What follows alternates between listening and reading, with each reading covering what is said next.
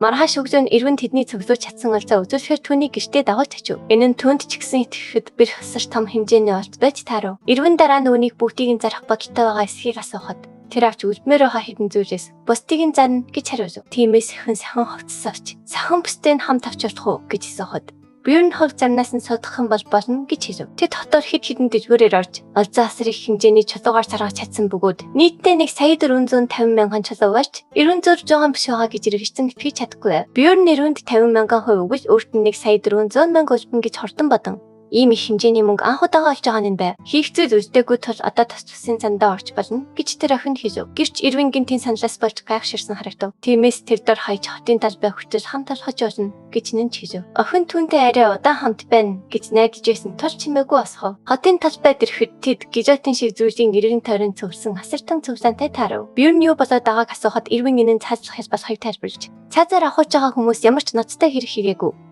Зүгээр ч татвараа төлж чадаагүй төлөө шийтгэж байгааг тэр дорн ойлгов. Яг хачин дэсийг татхад Рафана бол шалмын хараасаас амьд үлдсэн энэ дэлхийн хамгийн сүүлчийн хот гэдгийг биеэр нь санав. Баялаг цоглуулж босох царийн ганц газар нь дүнжин тул.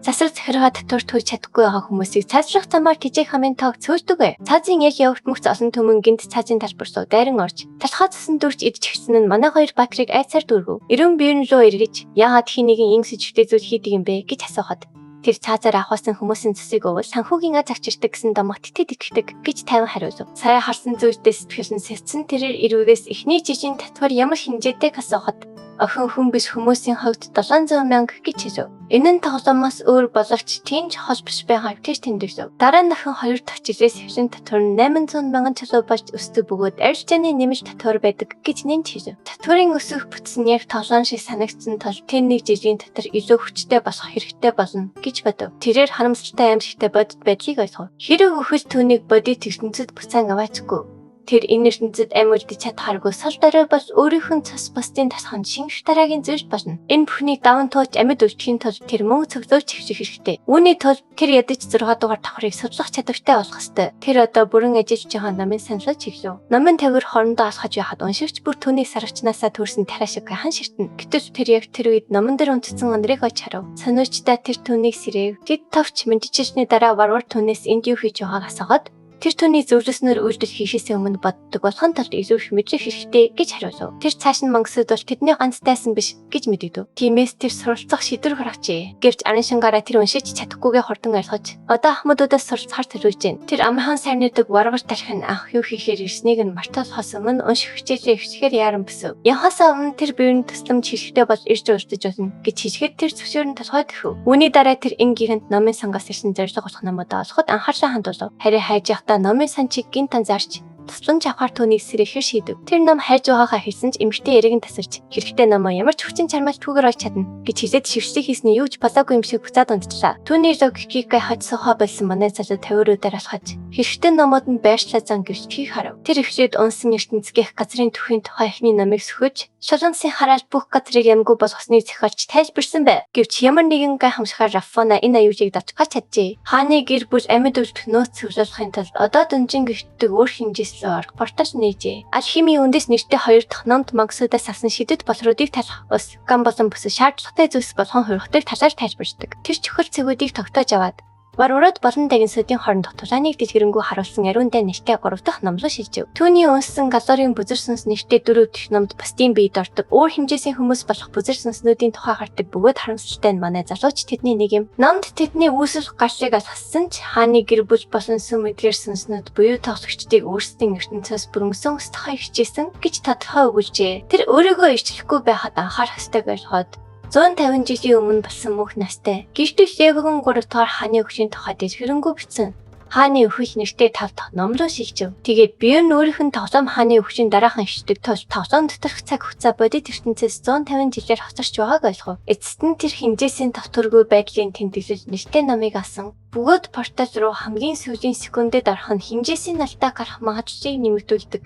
гэсэн онцлог төвшүүлсэн нь яг шаргт залуугийн өмнө дурцсантай адил байв. Варвар залуу эцэст нь нэлээд оройтсныг ухаарч буцаж хачин амархан дээр гэж хийдэв. Гэртээ буцаж ирээд Тэр дүнжанаас гарснаас хойш бүтэн 3 өдөр өнгөрсөн гэж бэгцаалтав. Тиймээс түүнд дахин явах хүртэл 27 өдөр үжиж байна. Тэгээд тэр маргааш шинэ багийн гишүүд хайж эхлэхээ шийдэв. Нөд ирмэхийн зөөр шин өнгөрч тэр хин нэгэн хаалгыг нь нурах төвтөр цохид сэрв. Эрвэн болохыг ухаарад хаалгаа нэг ногоон сархин нүрлүүн үлээ. Тэр өөр сүнсний чулуугаар арга бүтэн бүтлгүүдсний эцэс сархины сүнстэй гэрээ байгуулснаа хийжв. Сүнсний чулуу 10% хувийн нэмжлэлтэй байдаг. Тул түүнийг аттай төдийгүй тэр зүйлс маш үнэтэй учир баян болохыг нь баатар ойлгов. Тэр түүнд сүнсээ зайлшуулахыг хишгэд эмгтэй эзэрхий сэтгүүлээр өнөв. Гэвч өрөөнийх нь замбараагүй байдлыг харамгацаа тэр хурдан уучлал тавьж эцэгтэй горомж шилжин дорн цэвэрлэж буйрныг гайхшруулв. Тэр түүнд баяр хүрхийн хажуугаар дүнжин рүү буцаасаа өмнө цагаан ухаасыг ашиглах нь ухаалах хэрэг гэж сануулв. Харин эмгтэй түүнд хамгийн ихэнд мэдэгдэхийг хүссэн гэж хариулв. Тэр өөрт нь дассан ойлгосон баатар энэ харьцааг бизнесийн түвшинд ашиглахаа шийдэв. Тиймээс тэр төсрөмж хэрэгтэй бол хизээч ирж болно гэж хэлв. Дараа нь тэр цагаан үрдүнтэй өнгөрөхөөр шийдэж анартай бэлтгэл хийхээр ууртай бүх тухай зочид буудлын руу очив. Гэвч түүнийг мэдхээс өмнө бүх баруурууд түүнийг харамгацаа нэрийг нь дуудаж эхлэв. Нэг нь нэрж,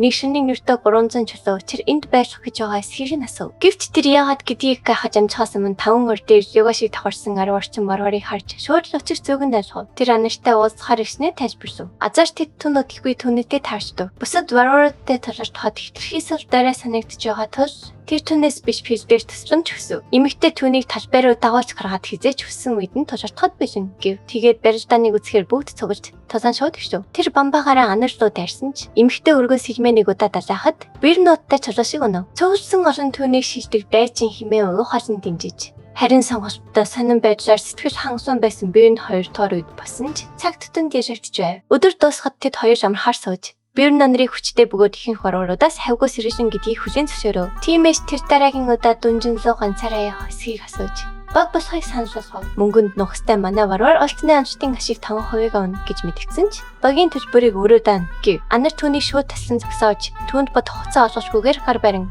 түүнд итгэн гэж хэлв. Маргааш нь тэд хоёр барууруудын ариун сүмлөө очиход давхлагч тэднийг өгтөн авч Бьорноос яагаад ирснийг нь асуув. Бьорн түүнд мөнхийн сүнсний энэ тамаг авах гэж ирснээ хэлв. Тэр төр зүүж бүр өөрийн гэсэн онцлогтой бөгөөд жишээ нь дагнаас сүнстэй гэрээ байгуулж хүчийг нь ашиглах болохыг саналаа. Одоонод эд зүйлсийн үр нөлөөг нэмэгдүүлдэг хоёр дуусганы адилсал авдаг. Аратан хүмүүс эртний сүнст аратнуудтай холбогдох чадвартай болдог ба зөвхөн баруурууд сүнсний энэ тамаг хүртэх штеп. Яг тэр үед давхлагч түүний бодлыг тасалж тийм залуу хүн яаж ийм нууц мэдээллийг мэдэж чадж байгааг асуухад Бьорн хамгийн тайван царай гаргаж Нанаас уншсан бөгөөд дангастай хийсэн дайны үеэр томрол тоглосон гэж сонссон хэмээн хэлв. Үүнийг сонсоод давхлагч түүний нурууг чанга цохиж уншиж сурчсанд нь бархаж байгаагаа хэлв. Гэхдээ тэр бас сүнсний тамга 800 мянган чулууны үнэтэй гэдгийг томжиргүй хэлв. Манай залуу бүх зүйлийг чүүргүйгээр тань дээр имдэж арга цал хэрэгжиж ирснийг тэр огт гадарсангүй. Бьорн нүдч ирмэлгүйгээр урьдчилж төлнө гэж итгэжтэй хэлсэн нарыг бүрэн гайхшруулсан бөгөөд тэр төвшин их тусан минь тамганд шаарддаг тохоор цавардахыг мэддэг төр одоо мөнгө гаргахад бэлэн байв. Тиймээс тэр уудаа гаргаж төлж чадхаа ахлагчид харуулв. Ахлагч бүрэн шоконд орч ийм их мөнгийг хаанаас олсныг нь асуув. Тэгээд Бьорн хэдийн бэлдснээрээ дэнжанаас бэрцэндэг нь олж түүнийг боол болгоно. Дараа нь хичээсэн мөнгө сүрдүүлж авахын тулд мөн чанар уулгасан тухай зохиож ярив. Ахлагч өөрийгөө барьж чадахгүй чанга инээж бусад баруурууд ч бас арилждаж өгсөв. Түүнд сэтгэл хангалуун байсан ахлагч тэр түүнд маш их боломж байгааг хэлээд тэр дор нь 200 мянган чулуу бэлгэвч ба маш тарагч эльфүүдээс илүү олон гарч цэсрэх тухайга тас хөрнө. Үүний дараа Бьорн буу эмчтэр очтой баруурууд өссөн ч сүнсний сууг нь нэрттэй байхын тулд төрснийхөө дараа шууд шивээс хилждэг болохыг сатна. Буу эмч түүнд өгшгүй 5 нийтийн агуулгатай тамгыг сонгочхол дараа нь өөр ямар ч сүнсний тамаг авч чадахгүйг анхааруулна. Гэвч энэ тамаг түүний танкер дүрт сайн төхөр Хотож Баатар маань шийдэмгий үлдэж эмч ажиллабараа эхлүүлнэ. Тамгын чадварыг нэмэгдүүлдэг гэж мэдвч өдөртөөс болон арчаагүй царайлахад хүрнэ. Түүний үзүүлдүүд шууд дээшиж чихлэх бөгөөд баруурд хүн талархдаггүй. Тож энэчд баярлалаа гэж хэлэхэд цаадхан чангаар инээн. Бусдад нууцаад ирчлээ гэж ухаарсан Бьорн тэндээс яаран гарч шинэ хэрэгсэл авахар хотдооны дүүрэг рүү шууд очино. Сүүлийн үеийн бэлтгэлээсээ тэрээр сэлмэр хичээсхийн түнд тохирохгүй болгодог. Тиймээс нэг гарын бохоо зэвсэн сонгохоо шийдэж зөндөө эргэлзсэний эцэст яриасан том болоо сонгоно. Тэр өөртөө тааруулсан дуулга бат бүх хагас хоёрыг аснаар харманд нь өртөө 50 мянган чулуу үлдээж санамсаргүйгээр арын фаны нэмс шиг харагдах болно. Тэрээр өдөр тутмын амьдрал нь яаж аяндаж игдэж байгаа талаар эргцүүлж эхэлнэ. Ирвэнтэй өглөөний цэврэх хийх, номын санд очиж үдээс хойш хүртэл суралцах. Дотоодын ардын дамаг сонсохоор таарсан газраа өдрөн хоол идэх, бусад барууртай цуг бэлтгэл хийж хэд хэдэн хац цолоонд явах. Эцэст нь нэрвэнийг явахаас өмнө түүнтэй өөрөө хоол идэх мэт. Сүйчийн өрөө тэр түүнд амжилт хүсэж тэр ч бас адилхан хүсэхдээ цаг хугацаа ямар хурдан өнгөрсөн гайхна. Маргааш нь тэр авантүрстийн гэлтэд очиж анартай багсахын тулд нэгдэл шидийг идэвхжүүлэхийг хүсэж 15,000 чулуу төлөв. Бөгөөд нэг удаагийн шидэд өндөр санагдагч энэ нь дайчид лабиринт дотор бие биетэйгээр үсэх боломж олгодог. Ресепшн тоглогчийн зэрэглээс хамаарч үн нэмэгддэг. Шид яг 24 цаг өргөж хитдэг гэж тайлбарлана. Асуудлыг шийдсэний дараа тэр анарыг дагуулсан аягтайхан хооллохоор очиж сэтгэлийг нь сэргээхийн тулд 800 чулуугаар үнэтэй зүйл авч өгөхөд анар варвархын шиг хоолож хиччихсэн. Тэр лабиринтын үүдэнд очиходноос би идвэр хөсөлийнхоо дараа ирж буй залуу варварын шинэ багийг харах ба энэ нь анарт дурсах сануулна. Портал нэгпхийг өдөхгүй зарлах бөгөөд буюун түнд тохиромжтой мөчийг хүлээхийг хэлж санал нэгдэж тоолол ганцхан минут болоход анар шаналж хөвсөн. Буюун харуул портал хаагдж байгааг хамгийн сүүлд зарлах хүлээхийг түнд 50 хэлнэ. Үүний дараа тэд хоёр урагшгүй шууд дотог шүсрэн орно. Үүмэн тайширхад тэд бүрэн харахад нүдэ нэх бөгөөд манай баатрын таамаг зөв байсныг баталж сэтгэл хангалуун инээн зэгшин. Тэр аларч хоргож тэд хоёр тоор давааны портлыг олох хүртэл түнэр харанхуй бүсээр явна. Түүний ухаалаг зэж үнэхээр хэрэгжсэн баярна. Тэд портлоор ороход буйрны туршлагын оноо болон түсэн шууд дэшин. Харин андар гайхаж ахлагч нь 3 өдөр зарцуулна гэж хэлсэн байхад тэр яаж иймэрт хоёр тоор даваанд хүрснийг асууна. Тэр зүгээр номноос хариултыг нуусан гэж тайлбарлана. Манай баатар газрын байшил болон өөр амьсгалыг шалгаж тэд өксдийн нутагт ирснийг ухаарна. Цааш явахдаа тэр анараас содс руу ирчин хүч төрөнг орж байгааг мэдэрч байгаа эсхийг асуухад анар түнд баяр хүргэж төвшнэн дэшилснийг хэлнэ. Яг энэ үед тэр төвшин ахин цогцолж болох эсэнцийн хэмжээг нэмэлдүүлдэг болохыг сатна. Анар нэгч мангастай туршдаггүйгээр яаж төвшин ахиж чадсныг асууна. Портал руу хамгийн ихэнд алхан орох нь амжилт гэж тооцогддог болохыг тэр тайлбарлана. Тодорхой төрлийн мангасыг алах нь ертөөнийг амжилт өгдөг бол хамгийн ихэнд орох нь удаа бүр нэгийг өгдөг төр туршлагыг цогцолоход хэлбэр болгодог. Хариу сэжиглэлээс зайлшхийхийн тулд бусад авантүрчдүүдэд харагдахгүй байх шаардлагатай тул тэр энэ зарлыг нууцлахыг анарт хэлнэ. Тиймээс тэд чимээгүй цаашаа явна. Бюрон бүсэд цогцолж буй хүмүүсээс сурсан зүйлээ ашиглан налагчийг дуулганыхаа орд талд талгаанд гэлөө шиг бихнэ. Үүнийг зөвхөн түн тийнийг санагдах ч гэсэн анар үүнд түжигдэхгүй байгаад гайхах шиг болгоч. Буюуны хувьд алавчин шидийн зүйл гэж тооцогддог тул ойлгомжтой бай. Үхэрсдийн нутаг нь гоблины явгаас илүү хүчтэй мангасуудтай цанга байхгүй нь хайш яаш варваруудад зохицуулахад хэлбэр болохыг тэр өөртөө сануулна. Тэд өдөртөө 3 гуйтай таарч тахба 3 дахь өдөр нэрсэн бол илүү олон байх ёстой байсны бэрн анзаарна. Анар манлайлан цөөн хідэн хурдан цавчтаар тэднийг арчин хайн. Алсаас сонсогдох амар хашгирайн түүний твшиг өвдөх хүртэл давхар санснаас нь хэлбэр байгаад сэтгэл хангалуун байв. Бьерн минь бол банши бөгөөд өдөөхгүй бол давтлахгүй гэж 50 тайлбарсан. Гэвч тэд филд давталбал банши дархлаатай болж явтал нь хараадаг. Гин танар тэхэн айж зүгээр сэхүр болохыг ухаархаасаа өмнө бьернийг шахаж унах хачхан.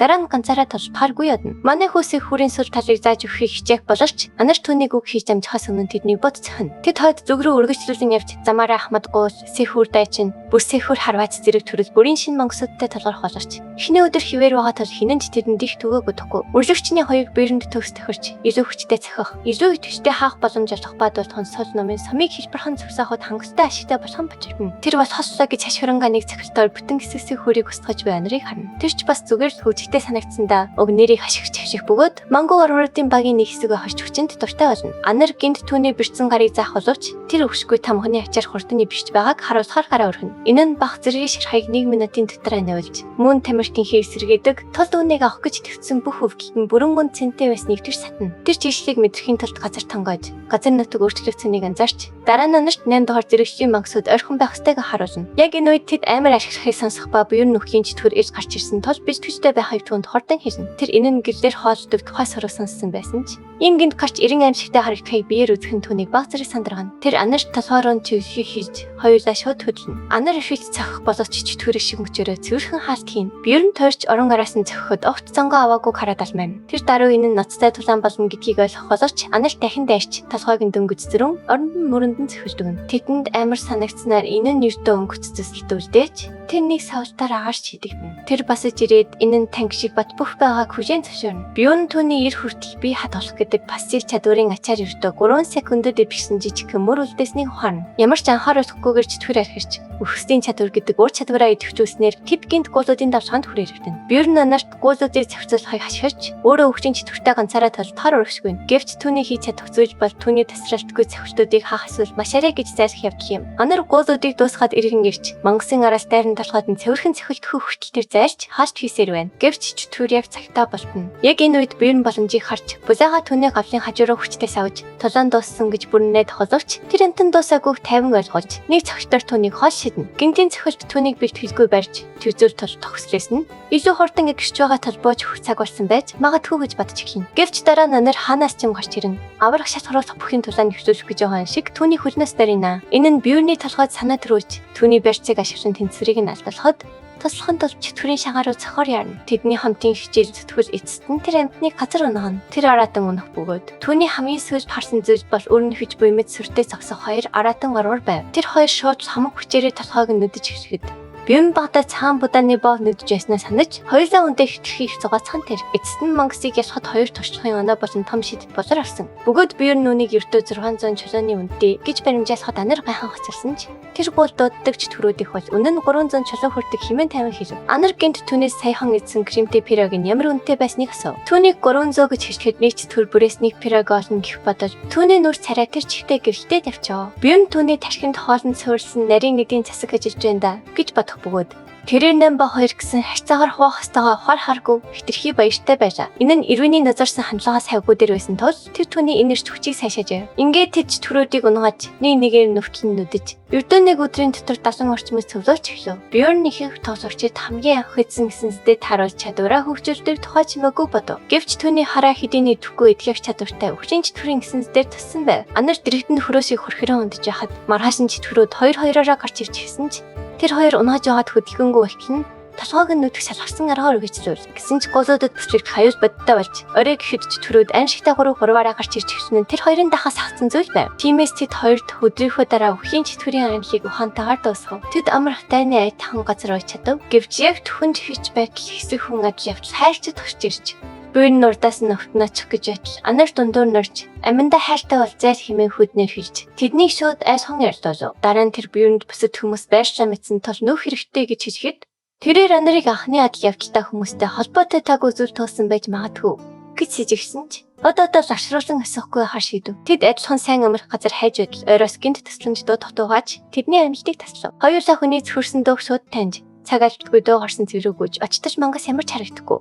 Дөрвөн шинхэн цагцас хөвтөж байв. Тэдний урд тоноолчин шиг сэжигтэй уурам султай ганцаарч ирсэн нэмэгтэй зогсож хайг олж харав. Манай Баатар геймер мэдлэгээсээ хаваалцаж тоноолчид гэдэг бол олж ирэн дээрэмдэхийн тулд мангас биш тоглогчдыг ариндаг мэрэгжлийн хүмүүс гэж тайлбарлав. Мэдээж энэ нь цаазаар авах хайртай хол бос зүйл боловч өмнө нь түүний тэр 6 хүнээс нь хинж тооцоогүй шиг баригдаагүй бол бүх зүйл зөвшөөрөгдөн. Нэмэгтэй тохорхон шоолж чинжаалаа эргүүлээд тоноолчтой анх удаа таарч байгаа мó гэж асуув. Биорн тэдний хэцүү байдалд орсныг ухаарч эхлэв. Учир нь тоноолчид дандаач энэ нэмэгтэй өндөр түвшний шиг харагдчихвэ. Тэр түүнийг танихад маш хялбар болох онцгой шинжүүдийг нь анзаарсан ч энэ нь түүнийг баригдахгүй байхдаа үнэхээр сайн бөгөөд яриад өччих амьд хүн үлдээдэггүй гэсэн үг байлаа. Тэр хооронд анар тэр эмэгтэй хитрхи хүчрхэг харагдж байна. Химэн зайд сандарч эхлэв. Бьорн цогцсуудыг шалгаж тэд бас өндөр зэрэглэнх байсныг мөн шарахгүй хүмүүс нь харцсан мэт харагдаж байгааг харлаа. Тэр алуурчнаас тэдэнтэй нэг баг байсан уу гэж асуухад тэр үгүйсгэсэнгүү. Нөгөө хоёрыг хүн гэж таахгүй хаан шиг хэрэгсчийг нь дээрэмдэж эхлэв. Тэр том сэлмийг цүнхлүүгэж хич байгаа нь харуулж түнд тэр үнтэй хязгааргүй цүнхнүүдийн нэг байгаа бололтой. Тэр тэдэнтэй ярьж эхлэхэд Бьорн хин амьд харахад тэрхэндээ хэдийн яран бодожээ. Анар түүнээс ямар төлөвлөгөө байгааг үнэхээр тодорхой гэж байгаа эсхийг асуухад манай залуу зүгээр л эргэж хараад классик жорын техникийг ашиглан зогтох гэж ярьж бөгөөд тоноолчин ором нь хугаран харна. Тэднийг гүйж яхад Бьорн түүнийг хөөж эхлэхээс өмнө ердөө төрхөн зургийн цаг хугацаа бэлгэлээ гэж бодов. Тэр 90 тойрноо харж моддод өмнө нь сийсэн тэмдэглэгээнүүд яваад хараад порт руу буцаар тэдгээрийг дагахаар шийдэв. Гэтэл байдал огцон өөрчлөгдөж тэд гинт загсна. Тэрнийг хараад мөн ажиллагаа хашигсан өөр хэсэг сог кино шинжлээчдийн багтаа нүр толов. Үйл явдал улам өрчимжиж эцэгтэй мөч ярдж байна. Дараагийн хэсэгт бүх зүйл эргэлж хийн. Дараагийн хэсгийг бусдаас төрүүлж хамгийн ихэнд үзхийг хүсвэл дэлгэцэн дэх төрийн банкны данслуу 5,000 төгрөгийн хандив хийгээрэй. Тэгвэл дараагийн хэсгийг тань нэн дараа гаргаж өгье. Таалагдсан бол лайк дарж, сувлын мэн заавал бүртгүүлээрэй.